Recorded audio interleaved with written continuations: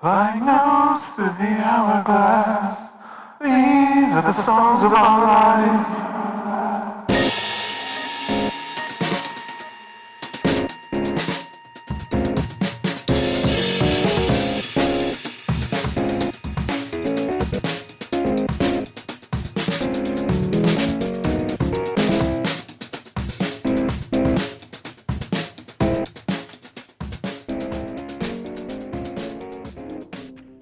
Hello and welcome to the latest episode of Songs of Our Lives. I'm Brad Rose. I am an artist, a composer, a writer, the founder of Foxy Digitalis, and somebody who thinks about music and sound far more than is healthy. Each week, I invite on a guest to talk about the songs and the music that has meant a lot to them and left its mark. Previous guests include Jeff Parker, Wendy Eisenberg, Maurice, Claire Rousset, Martina Roberts, Damon Lux. The list goes on. But this week, I am so excited to have the one, the only, the inimitable Lucy Liyou. I've been a big admirer of Lucy's for a while. I was going back and kind of looking at all the stuff of hers I'd written about, and I think I wrote about her back. So when Foxy D came back in 2021, and it originally started as a Substack thing before Substack felt really gross, which didn't take long. I wrote about her Practice album, which I revisited over the weekend, and yeah, she just makes music that is, it stops you in your tracks. That's really the best thing I can say about it. I love her work so much, and her newest album, which comes out this Friday on Orange Milk, Every Video Without Your Face, Every Sound Without Your Name, is in some way it continues the story that she's been telling through all of her releases over the last few years, but there's it feels like it's leveled up in a way. There's something about this that I keep finding and hearing new things about, that it's like all the things I love about Lucy's work, but then it's elevated in a way, or it's she's bringing in even in new elements and combining it with these things that she's been exploring and doing so well for a while, to just create something so new. I don't know. It's a hell of an album. And if you haven't heard it, you need to hear it. Like I said, it's out on Friday. This is your quick reminder that if you like this show, enjoy the episode, please leave rating, review wherever you listen to your podcast. And if you just love all the things and want to support it a little bit more, support Foxy Digitalis, which we're coming up on the 30th anniversary of Foxy Digitalis. Oh my God. Patreon.com/Foxy Digitalis for as little as $3 a month. You get a little bit extra. Ongoing support helps the cause. Thank you times a million to everybody who's done that so far. Anyway, this episode was so much fun to record. Had a blast. Lucy's the best. Can't wait to have her back. Hope you all enjoy this one.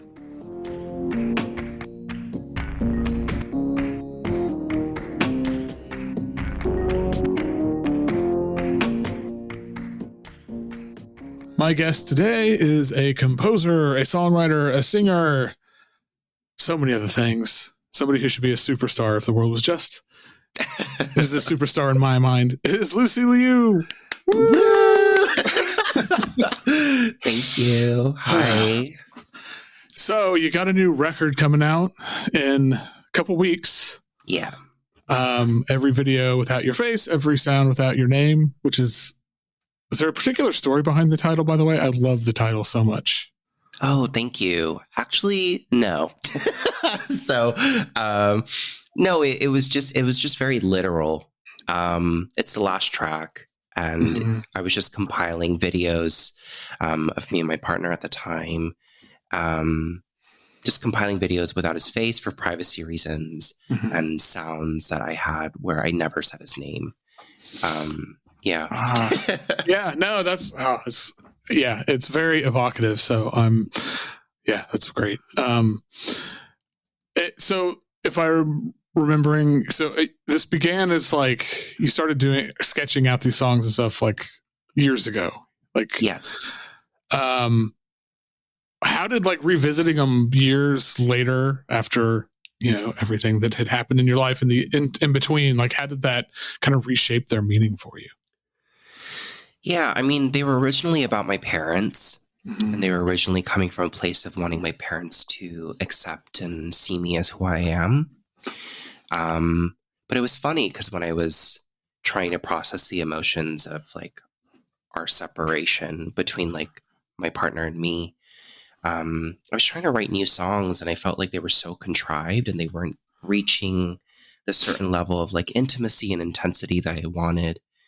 And I was just circling back to like songs I had written before to like kind of see what were the elements and ideas that were really propelling that intensity that I wanted.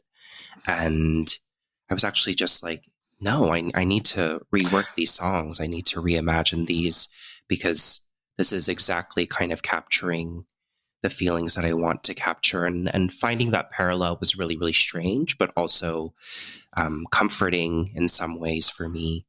So it was kind of like circling back to older works and seeing how much it worked and seeing how much like I wanted to work with it. Was there like a specific moment during it, like in the songwriting process, or when you were going back through it, where you kind of, it's like you were talking about like realizing the sort of connection between these two separate moments? Like, was there something specific that kind of made you realize, oh my God, these are kind of connected and intertwined, or was it something more, I don't know, fleeting, I guess? Yeah, no, it was actually the second song on the record. I was listening to it again, and I realized really quickly that I didn't want to change a single word. And that song was like about my mom previously. But when I was like listening to it, I was like, oh my God, this completely is exactly the feeling that I'm revisiting again with this separation. So it was that song where I was like, oh, Wow. This is it. Like, this is what I'm going to rework, what I'm going to re-record. But also it was interesting because when I tried to re-record that song, I couldn't. Like, I just felt like I couldn't capture the kinds of like emotions that I wanted to in my singing. And so I kept almost all the recordings from like 6 years ago. Yeah. That's cool. On kind of a different tangent, the video for Arrested is amazing. Oh my God, thank you. I'm curious, like, so you collaborated with help me out pronouncing here. I don't want to pronounce their name wrong. Foxy. Okay. How did like that collaboration play a role in sort of even like shaping the album's visual identity, or did it at all? I guess Seth Graham did the art for the album. Is that right? Yeah. Actually, that's me. Foxy is me. I just wanted to like create that separation because I also wanted to like work more into film, and so I don't know. I was like, oh, I want to separate like Lucy Liyou and Park Sung-won. Yeah. Which is also like not my real Korean name, but that's another story. But yeah, so I made that all by myself. It was basically just like Lord. a projector, a camera, like my phone camera, and a dream. It's awesome. Like that blows my mind. Okay, so I need to go back and do the intro again. Like my songwriter and video artist. Thanks. And real quick, just so like Orange Milk is one of my favorite labels of all time. Yeah. And I was so stoked when I saw this was on Orange Milk. Like, I mean, you've worked with so many killer labels, but how did you come to work with those guys on this one?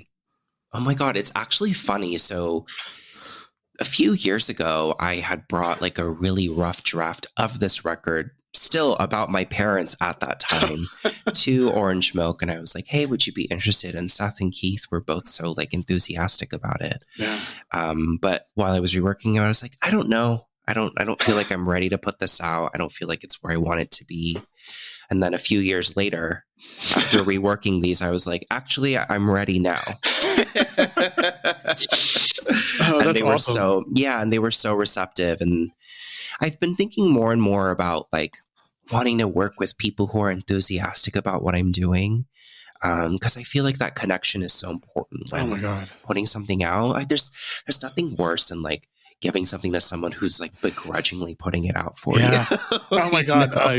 Yes, I feel that. That's something I think about, like just enthusiasm in general. Like I always try to be really hyped for like my friends, and when they're, I don't know, when somebody's like, I have this idea, and you're just like, fuck yeah, absolutely. No, I feel I'm like with you.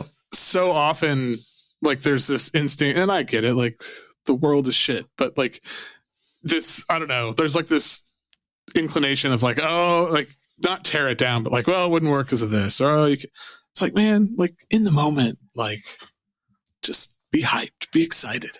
Like, be excited for people. I totally agree.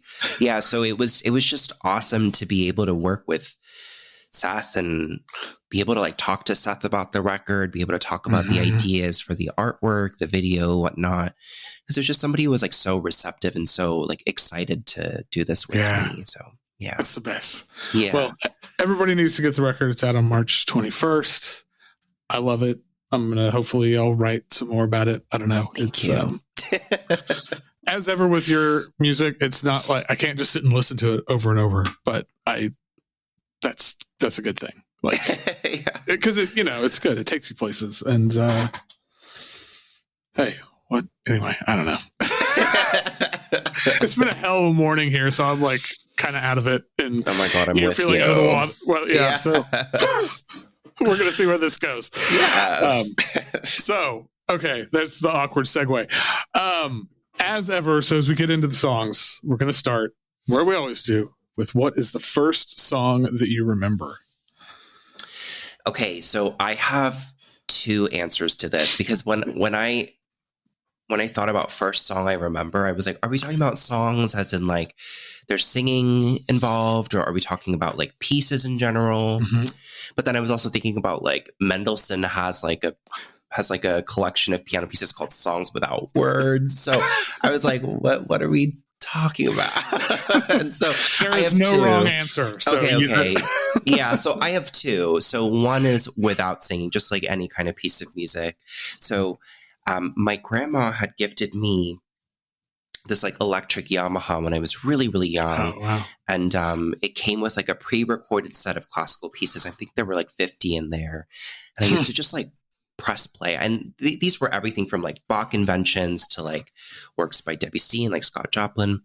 And so I would just like press play and like dance along to them and sing along to them, which makes no sense. I love it.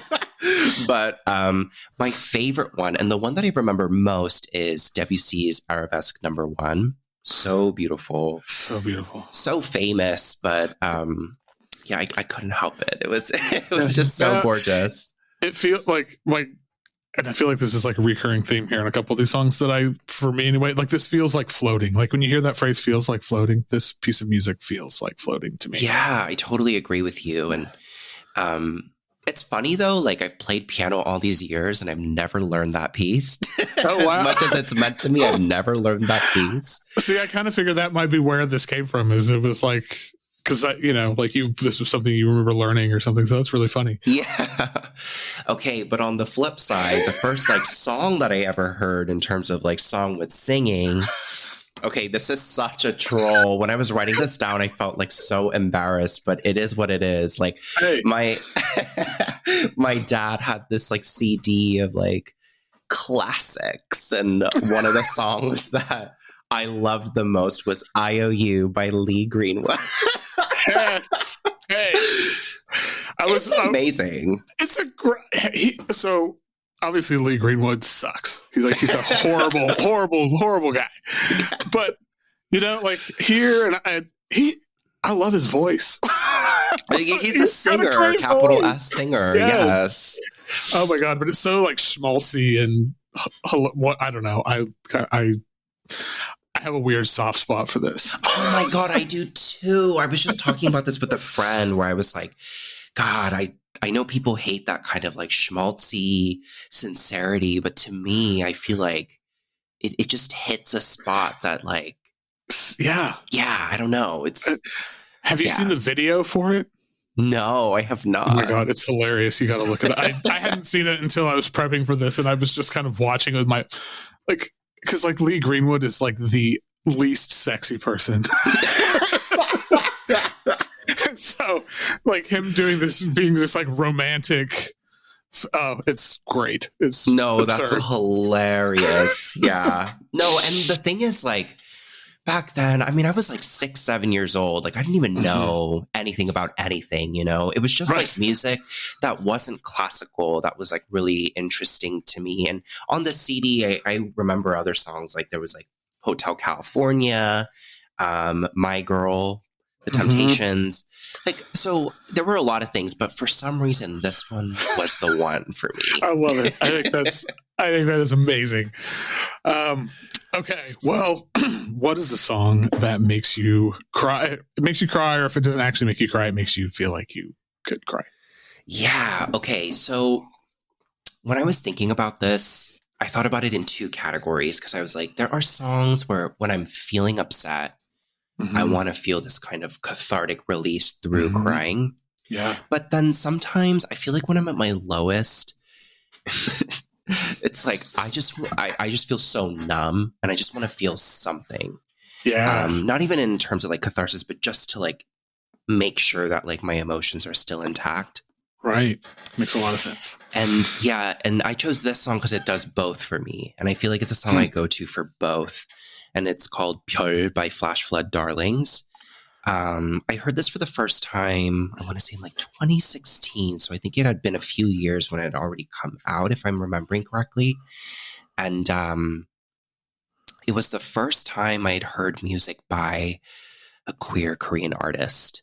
And the lyrics in this song hit me like none other. It hits me like a freight train, especially the chorus. And I'm going to just read it out really quickly. Yeah. In Korean, it's 한 번만 날 믿고 따라줘. 내 마음의 문은 닫혀 있지만 그 안에 큰 바다가 있어. 나도 몰랐던 아름다운 내가 있어. Which in English, it means like just once, trust me and follow me. Even though the door to my heart, the door to my soul is closed. Inside there is a really big ocean. Inside there is a beautiful version of me that I didn't even know was there. Wow. Which is so powerful and so gorgeous. And gave me chills. Yeah. And for someone who was like trying to understand like their gender identity and queerness like during this time, hearing that in Korean then and still now is just it's so important to me. And yeah, and the song itself is magical. I think the production is absolutely gorgeous. And yeah, it's the song that makes me cry when I want to cry. It's a song that lets me know that my emotions are still when I feel really numb. Yeah, that's this is actually the first time I'd ever heard this, and I didn't understand a word of it. Like now, I understand a few words of it because of your translation, but like just the music, like it just like you said, the music is incredible. It's like it's powerful on its own. Like just that emotion is fused through every aspect of this song, like every layer of it. Yeah, and it's I think it's obvious that Flash Flood Darlings, especially the record that this is from called like Vorben Tessero, is like a huge influence on me just in terms of like capturing that intensity and capturing just like that trajectory of intensity is so important to my work. And I go back to this song a lot to think about also like how to kind of imbue that into my own music. I need to check more of their stuff out for sure, because this is all new to me. And I don't think they make music anymore, which also makes me sad. Yeah, no kidding. What a bummer. Well, yeah. At least this is out there. Yeah. At least they did. Okay, well, on the other side of that, what is something that'll put you in a better mood? Okay. Oh my God. So I have another tie here. Okay. Because there are songs that make me laugh, and that puts me in a better mood. Yes. And then there are songs that just like make me feel joyous.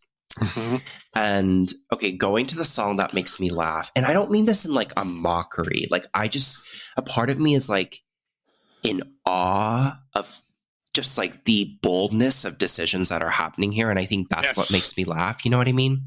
So that song is Blasremy by Remy Ma.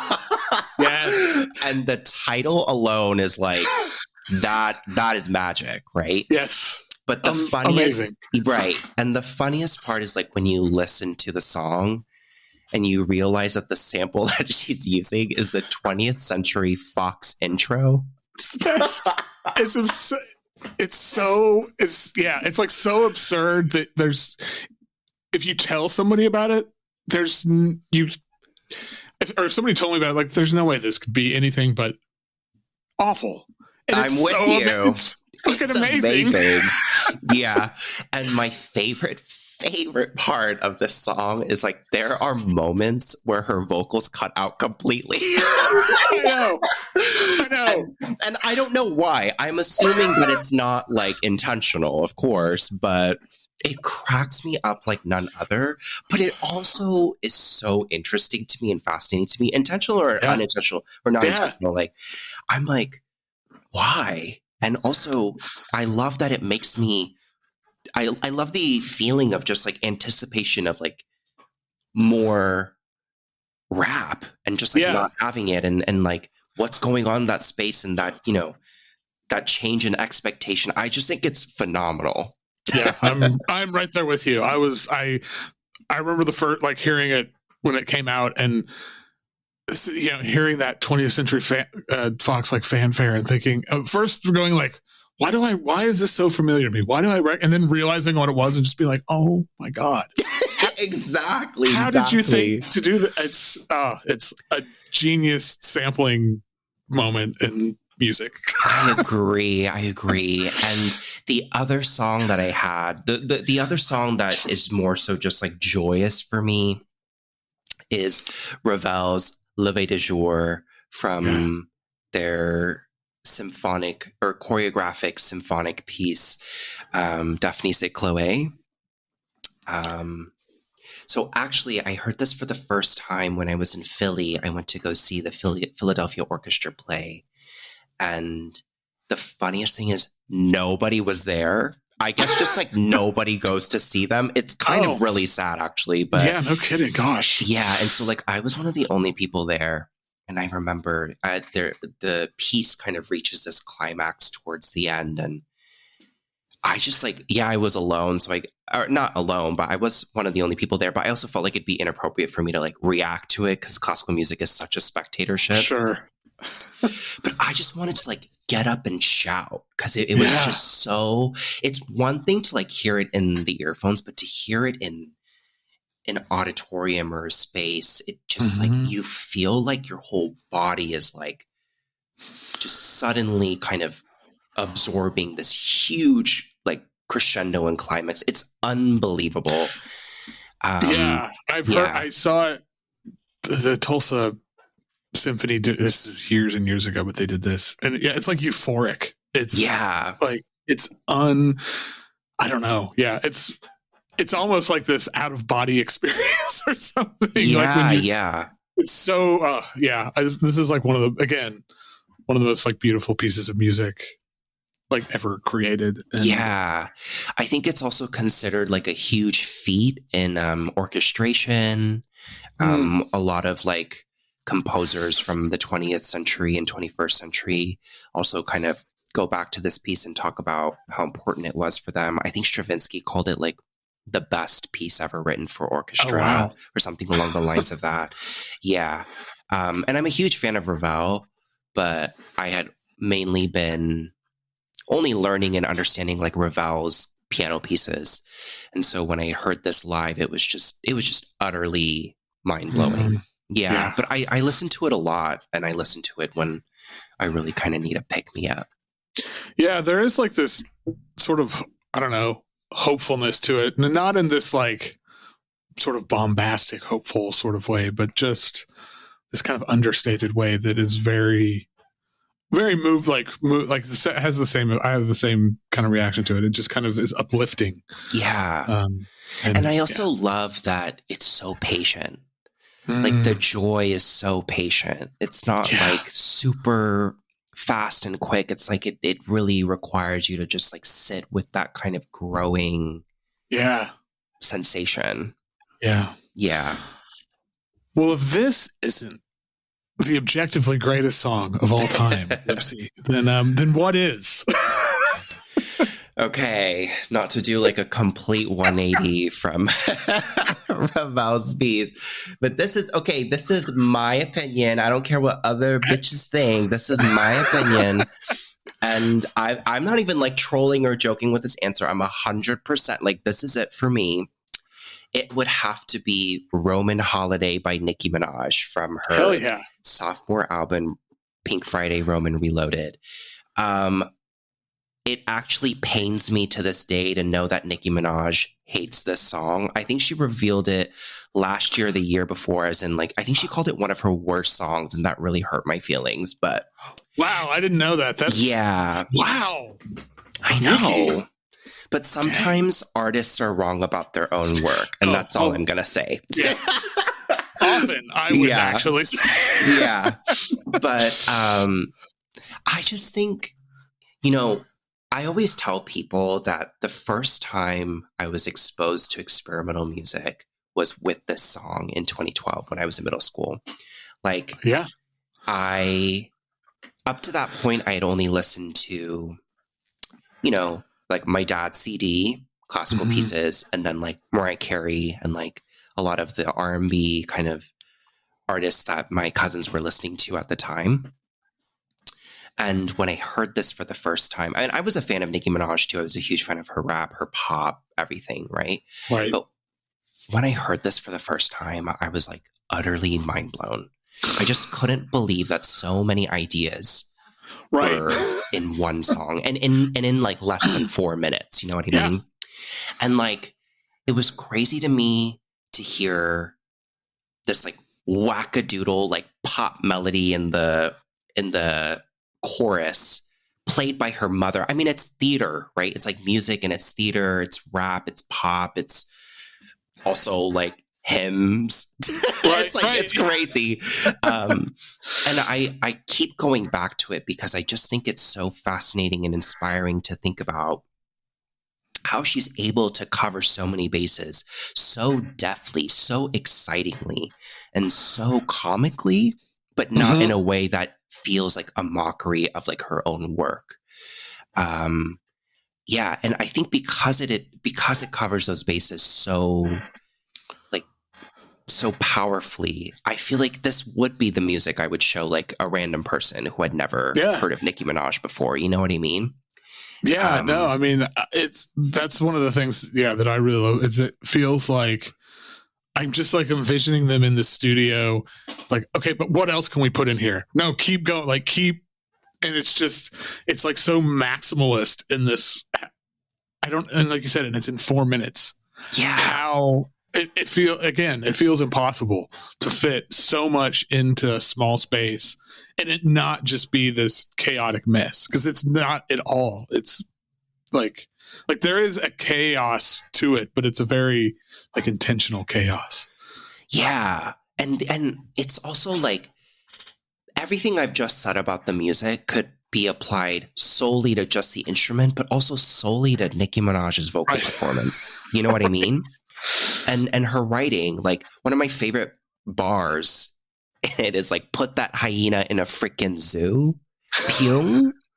She's crazy. Like, it's unbelievable. It's just like, it's utterly magical. And I'm with you. It's unbelievable that she's able to do that in a succinct 4 minutes or less.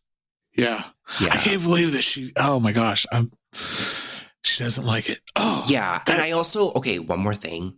It's not just, sorry. I mean, come on. Like, I think it's the best song of all time. Keep going. To me, it's not just the music. It's also the Grammy performance she did that like utterly blacklisted her. Yeah. Yeah. It's crazy because you also see her doing this thing of like mishmashing like all these different influences of hers. She begins the performance by like singing rapping Roman's Revenge, and then doing this like segue into West Side Story, I Feel Pretty. And then we have this like film component where it's like so obviously inspired by The Exorcist. And then her character, Roman Zelensky, is a gay man who lives inside of her, who is possessed. It's just crazy. It's craziness. This is experimental art. I agree. I totally agree. And, there are only so many times in my life where I feel like I've been exposed to music that has completely changed the way I thought about what music could be. Mm-hmm. I think one of those times was when I heard like Mariah Carey for the first time when I was in like elementary school. But this was the very next time that did it for me. Love it. This is an amazing answer. I have no arguments. I mean, yeah. Okay. Well, on a different tangent here, what is a song that you used to love, but now you heard it recently? If you think about it now, it doesn't really do it for you. Yeah. So when I was learning classical piano, at least like pretty intensely, which was like middle and high school, there was, I had dream pieces. I had pieces that I wanted to learn by the time like I graduated and went to college. And at that time, I thought I was going to go to a conservatory, even though I didn't. But one of those pieces for me was Prokofiev's Second Piano Concerto, especially the first movement. It's between the first and fourth movement, but still, for me, it's the first movement. I just thought it was fascinating to hear. I had played some Prokofiev pieces before, and I was so like excited by its kind of austerity, but this one had such like a brooding sense of energy that I felt like was so exciting to me. And even its development, which does have these moments of kind of like austere comedy, also is kind of, instilled with a sense of like, emotion and darkness that I thought was so fascinating. And on top of that, there's this cadenza that is so long, and it's just like the pianist doing insanely virtuosic things. And I just thought it was so beautiful, and so I just couldn't wait to play it. And learning it was fascinating too, because it is extremely difficult. I think it's considered one of the most difficult piano works ever written. It's extremely difficult, but it's also, there's such a payoff because of the way it's written and the kind of expansiveness of the way you have to play it. And everything I told you right now, I told my partner at the time, and I was like, it's everything to me. It's everything I love, blah, blah, blah. And I started playing it for him. And then I was like, wait a minute, it doesn't hit me the same. Like I had built this piece up so much, and I was like, actually, never mind. And I think it's because like I was so, I don't know, there are moments that felt like a little too like self-indulgent for the pianist, for example, the cadenza. And also I think now I love piano concerti that have so much more like intricate involvement with the orchestra. And I felt like this obviously had moments of that, but it wasn't as much of that because of that humongous cadenza. So I was like, yeah, actually, I scrapped that. This is hilarious.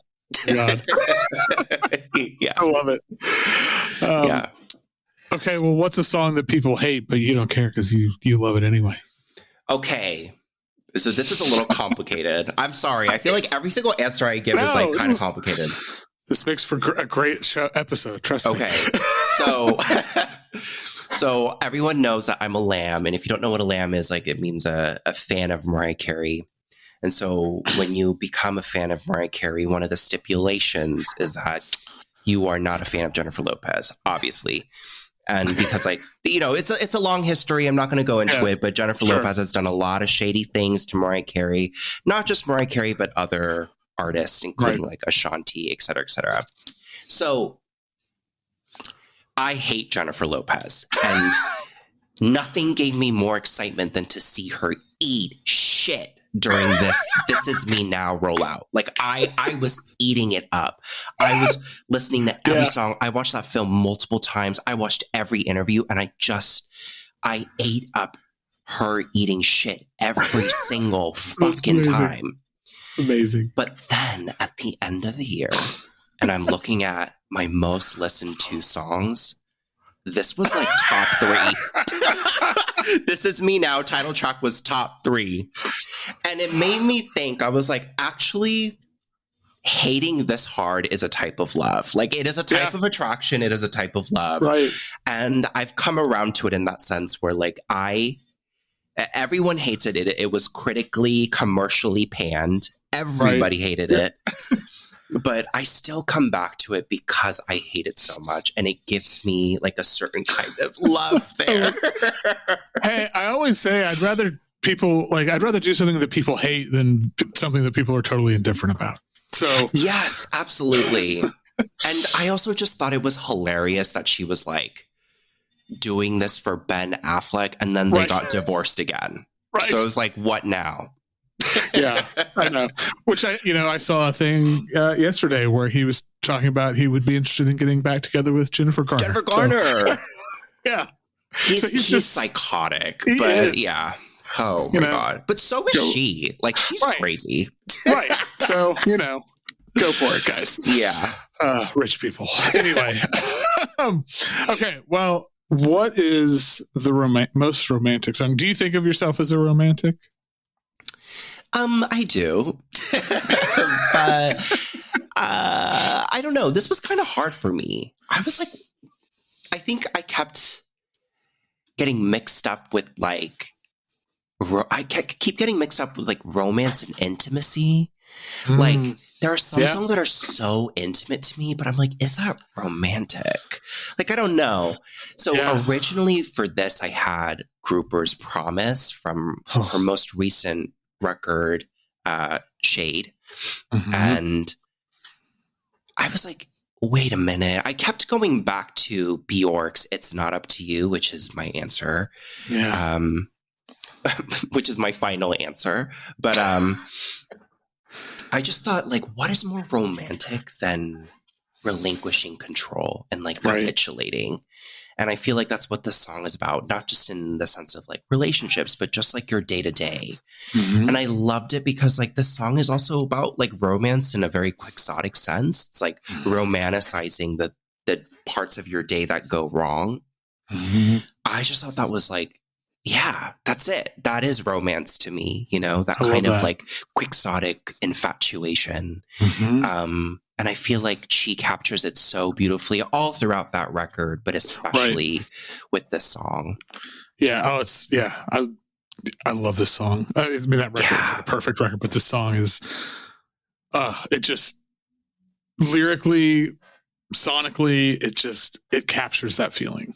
Yeah. And some of the ways, like the way she sing some words like tremble and like tremble ever so nicely. Like, it's so, there is romance in the way she sings too. The way she stretches things out and like pulls things together. Unbelievable. Yeah. And then like when like the choir comes in or whatever, and it's like the payoff. It's like it's all just goes nuclear. Yeah. And then she has this like, she goes back to her Asian roots and does this like very Eastern like outro. Yeah. What a song. Oh my God. Okay. What is the song that changed your perspective? Well, I guess for this next one, it's the same thing for the next two questions. So change your perspective on an artist for better or for worse, and also favorite lyrics. Am I right? It's the same answer? Yes. Okay. So, yeah. So, okay. For me, I guess this song has changed my perspective as an artist and my perspective on like the writings of other artists in general. So I guess it's not just about her, even though I love her, but this song is Siren by Half Wave. And the lyrics that I love from this, which are some of my favorite lyrics of all time, is I meant what I told you. It's different now. Your pain is mine to know. Let me hold you. Oh, chills. Yeah. Unbelievable. Yeah. And it's interesting because when I was younger, even like a handful of years ago, I used to think that for very complicated emotions required complex lyrics. I just thought that for some reason. And when I heard this for the first time and when I heard those lyrics for the first time, I realized how wrong I was. Yeah. Because for me, it's interesting. Like I think about lyrics as space, like space for projection, but just like space in between words, the music in between the words. And she creates so much space for you to apply and for you to project your complicated emotions onto this and pull something new from it. And it's made me think about how certain ideas and feelings that we think are cliche, like let me hold you, or I miss you, I want you, I love you, like those words and those, when they're used as lyrics, they exist for a certain reason because they capture a world of emotions that you can insert yours into. And so, yeah, I mean, this utterly changed the way I write, because I was amazing. Okay, like we can distill things into more quote unquote simpler terms, and it doesn't make the emotion simpler at all. Yeah. That makes a lot of sense. Yeah, no, I mean, that line is so, I mean, it's like you said, it's because it's pretty unambiguous. It's very direct, but it has like the weight of an entire galaxy in it. Yeah. And for me, it's interesting because she could have just said, it's different now. Your pain is mine to know. Let me hold you. Like even that alone would have been so powerful. Sure. But for me, it's, I meant what I told you. That just like throws us into the stratosphere for me, where it's like, wow, this idea of like telling someone something you've already said and saying like, no, I actually mean it. Right. Whoa. Yeah. It's a great song too. Just like musically and everything. Gorgeous. Yeah. And also like the moment she sings this, when like everything kind of like lessens and decrescendos, and then it's like, it's quieter. You only hear this like sub bass, and she comes in with this. It's magical. Yeah. It's incredible songwriting. Yeah. Okay. What is the song that you have or can listen to the most? Yeah, so this is Birth of Rap, BOR by Lil B. Perfect song. Holy shit. Everything about it is perfection. Yeah. One of my favorite lines is, I fuck with Soulja Boy. Yeah, it's kind of sad because Soulja Boy said some very like transphobic things recently, but like I still think that line is like fucking cool as fuck, especially like considering like when it came out. That was cool. Yeah. I also love this video to death. Oh my God. I know.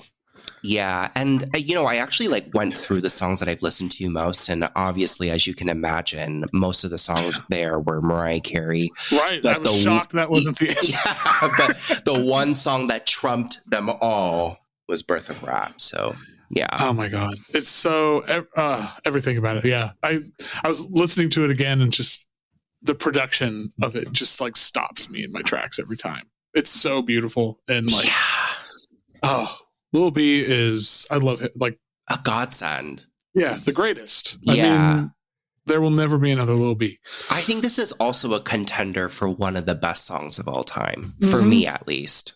I agree. No, this came out like what, 15, 16 years ago? Yeah. Something like that. Mean, it still sounds totally contemporary and current. It's unbelievable. Absolutely. All hail Lil B. Yeah. Okay. What is the last song you completely fell in love with?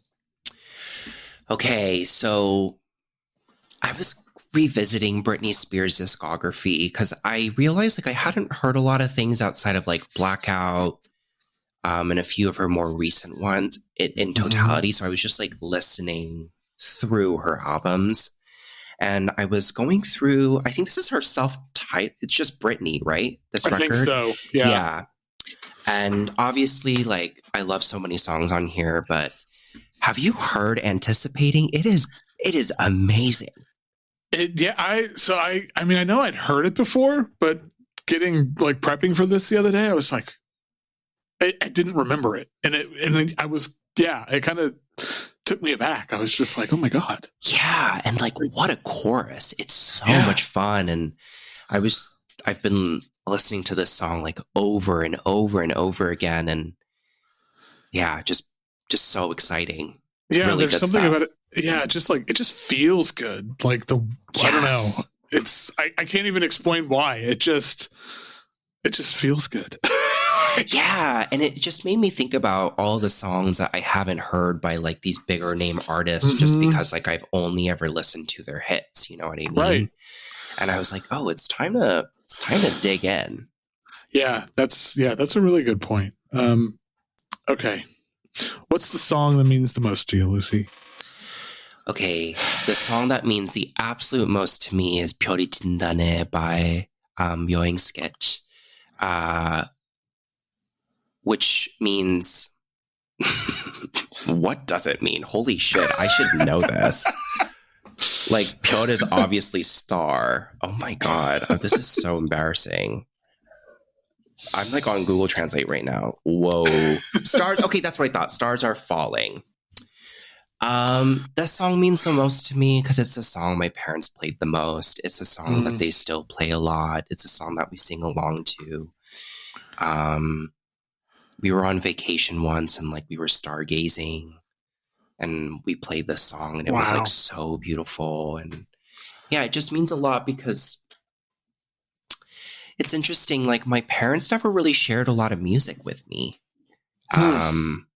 Obviously, my dad had that CD. I heard a lot of classical piano music because of that electric piano my grandma had given me.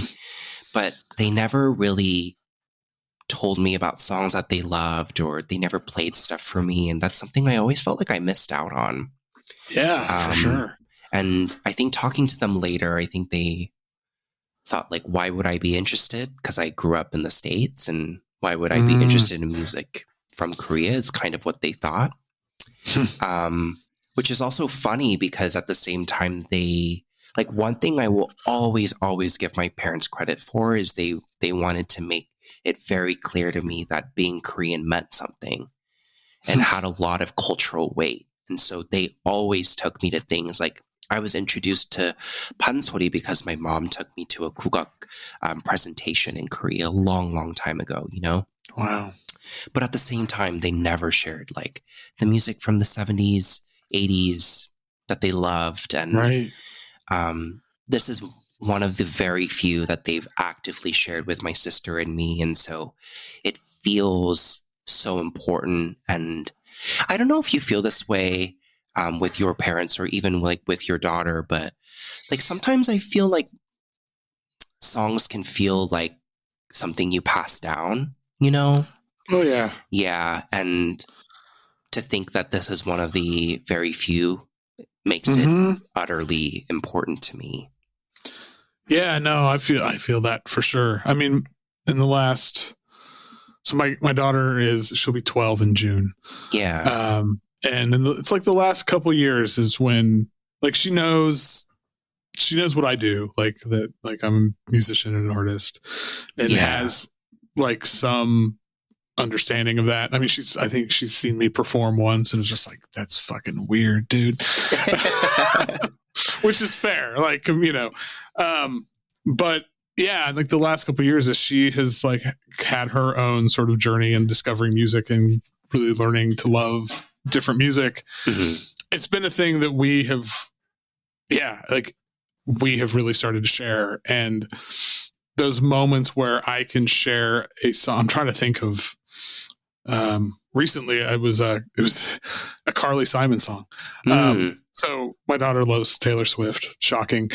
But the way I got her, like I was like, you know, like Carly Simon is one of Taylor Swift's biggest influence. Like she talks about it and she loves Carly Simon, and Carly Simon was doing all the Taylor Swift things 30, 40 years ago, like writing her and producing her own music. And so I played her and she like really loved it. Wow.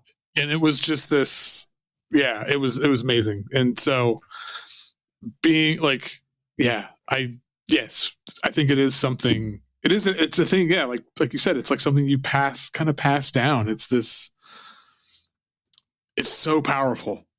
Yeah. But I have a question for you. Like, sure. As someone who also, cause you write about music, but you're an artist, you make music. Do you also think about your music as something to pass down or share like with your daughter? Yeah, very much so. Yes. Like, I mean, in different ways. So one thing, I mean, I'm only 45, so I'm not hopefully not dying anytime No, soon. no, not that way. But I do. But that is like something. I was saying this to my partner. I was like, because I have hard drives just full of albums and stuff that's been released. Just like, I mean, my archives are absurd. I've been doing this since I was 12 years old. Yeah. And I was like, I need to organize this so many years down the line, I don't want her to have to make sense of all of this. Yeah. Like she can just be like, oh, here's all dad stuff. Yeah. And maybe there's something here. But yeah, no, I mean, during the pandemic, when she was doing virtual school, I mean, we're still in the pandemic, but you know what I mean? Yeah. So she did virtual school for a year and a half. And one of the things we did as a project is we made an album together. Yeah. And wow. It's still among the most like greatest things I've ever done in my life. Oh and it my was, gosh. It was, like the thing that prompted it is we would take walks every morning through the neighborhood. And there was this one area, this house had a big oak tree and all these acorns, like in the fall, were all over the road. Yeah. And she would always stop and she loved the sound of crushing them under her feet. Yeah. And so we would start, we would talk about like the sound of it and like why do you like that? What is it? And so we collected a bunch of acorns and started recording the sound of crushing acorns. Wow. And then we started, and so, yeah, I'm like going down a rabbit hole here, but no, that's so beautiful. But the point is like, yes, I think about it all. And it's, as she's learning cello, it's this, it's like, at what point do I show her Arthur Russell? Like, no, but yeah. No, totally. But it's like, the line of letting her have her own experience and journey and like supporting that, but also trying to, because she's not going to learn about like that in school, like, yeah. And so like right now I'm trying to be very like hands off and just like, this is amazing. This is so cool. But, no, that's so beautiful. I mean, I was just thinking about this the other day. So my grandma passed away like a week or two ago. Yeah. My grandma passed away very recently. And I just kept thinking about like, I have photos of her for sure. And those mean a lot to me, but both my grandpas had passed away like a few years ago. And the one thing that bothers me the most is like, I'm forgetting what their voices sound like. Oh man. And that has been like really hitting me hard. And I've been, I think it's especially because I'm a sound oriented person, of course. And I was like, God, it doesn't even have to be their voice. If I just had something sound related that meant a lot to them or had something involved with them, that would have meant so much to me, Yeah. And so I've just been thinking about this idea of like passing down sound a lot because it's just something I really wish I had. That's, oh my gosh. Yeah. That is, I relate to that so much. I mean, my last grandmother passed away. What is it? 2.5 years ago now. And I live in her, like we bought her house from her. So we live in her house. And, but I was thinking about that exact thing. I don't know, a couple months ago, how I like trying to figure out if I have any recordings of her, like of her voice or of her, she played the organ like in church. Yeah. And I have memories of when I was like a teenager and was starting to like record my own songs and like, these terrible singer-songwriter songs.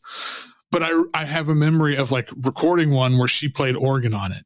Wow. And so I know that tape must exist somewhere. Yeah. This is back to my archive. Like I'm the most unorganized fucking person in the world. So it's in a box somewhere. But I'm determined to find that because like you, like I like sound, I'm a sound person. And so I feel like I need to have that. And no, God. Yeah. I totally agree. It's just so important. For some people at least, like I shouldn't say for everybody, but just been something I've been thinking about a lot. Yeah. Well, one question left. And by the way, the song you were just talking about that I'm not going to pretend to try and be able to ever pronounce. That is an amazing song. I never heard this before, and it blew me, like stopped me in my tracks. So gorgeous. Yeah. So gorgeous. But what is your favorite song, Lucy? So it wouldn't be a Lucy Liyou situation if I didn't bring up Mariah Carey in one of these answers about songs of my life. My favorite song of all time is Can't Take That Away, Mariah's theme by Mariah Carey.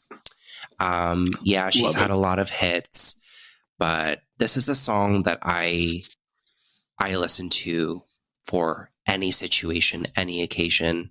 If I need a pick me up, if I feel down, if I need anything, like I keep going back to this song.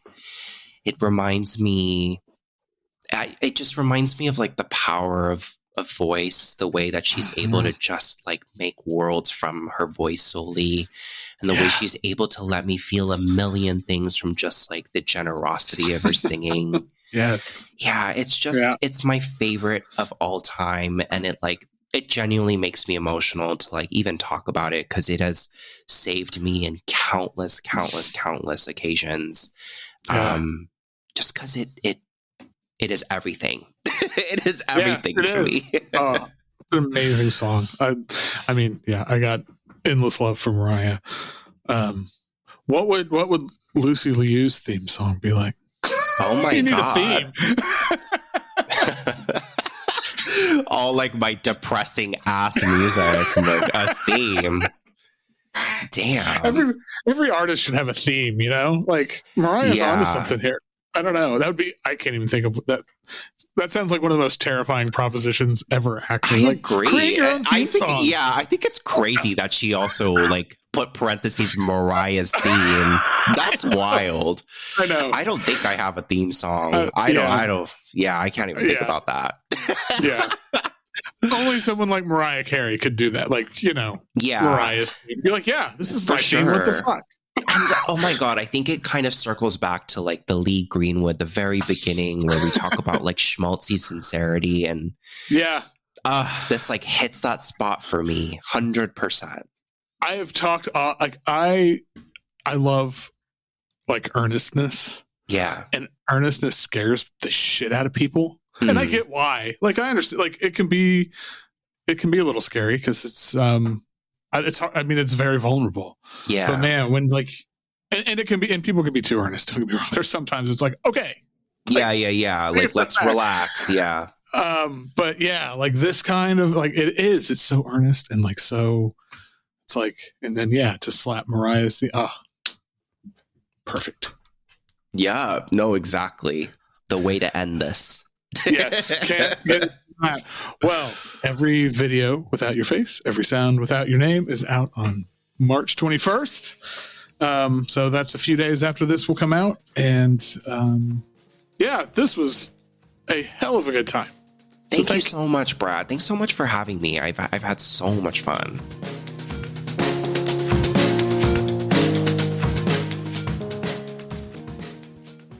Once again, thank you to Lucy Liyou. This is so much fun. Every video without your face, every sound without your name is out on Friday, March 21st on the great Orange Milk Records. One of my favorite albums of 2020. I almost said 2021. Jesus, what fucking year is it? 2025 so far. Ain't gonna get much better than this. I can tell you that much. So make sure you check it out. And thank you for listening. Oh, check out Lucy's picks playlist in the show notes. Thanks for all the support. Patreon.com/Foxy Digitalis. Just keep going. Just hang in there. We're still here. Just still be here. All right. In the meantime, keep on listening to whatever the hell you want.